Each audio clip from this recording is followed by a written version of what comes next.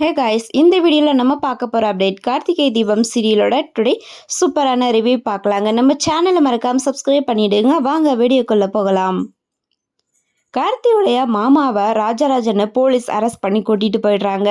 அங்கே இருந்த ஒரு அம்மா கிட்ட கேட்குறாங்க, எங்கள் மாமாவை எங்கேயாவது பார்த்தீங்களா அப்படிங்கிற மாதிரி. அதுக்கப்புறம் நடந்த எல்லாத்தையும் சொல்கிறாங்க அந்த அம்மா கார்த்திக் கிட்ட.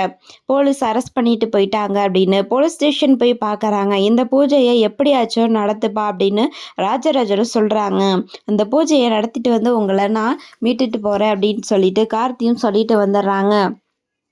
மறுபடியும் கோவிலுக்கு வந்துட்டு அவர் போலீஸ் ஸ்டேஷனில் இருக்காரு அப்படின்றத சொல்லாமல் ஊருக்காரங்க எல்லாருக்கிட்டேயும் பார்த்தீங்கன்னா அவர் எங்கே போனாருன்னே தெரியலை அப்படின்னு சொல்லிடுறாங்க.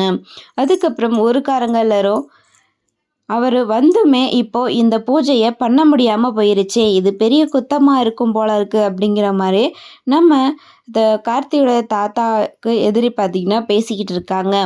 அதுக்கப்புறம் ஒரு சாமியார் வராங்க. இந்த பூஜை நிற்கக்கூடாது, நடத்துங்க.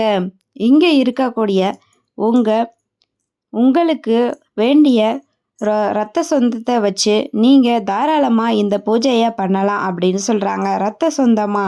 அப்போது என் பேரன் இருக்கான், அவனை வச்சு இந்த பூஜையை பண்ணிடலான்னு சொல்லி கார்த்திக் பாட்டி சொல்கிறாங்க. ஊருக்காரங்களும் இதுதான் சரியாக இருக்குன்ற மாதிரி சொல்லிடுறாங்க. அது எப்படி முடியும்? என் பொண்ணை கட்டிக்கிட்ட என்னோட மாப்பிள்ளையும் எங்களுக்கு ரத்த சொந்த மாதிரி தானே, இனிமே அவரை வச்சு இந்த பூஜையை நடத்தலாம்ல அப்படிங்கிற மாதிரி சொல்கிறாங்க. என் மாப்பிள்ளை தான் இந்த பூஜையை பண்ணணும்னு சொல்கிறாரு. அதுக்கப்புறம் பாட்டியும் பண்ணு, தாராளமாக பண்ணு, எனக்கு இதில் எந்த ஆட்சேபனையுமே இல்லையே அப்படின்னு சொல்கிறாங்க.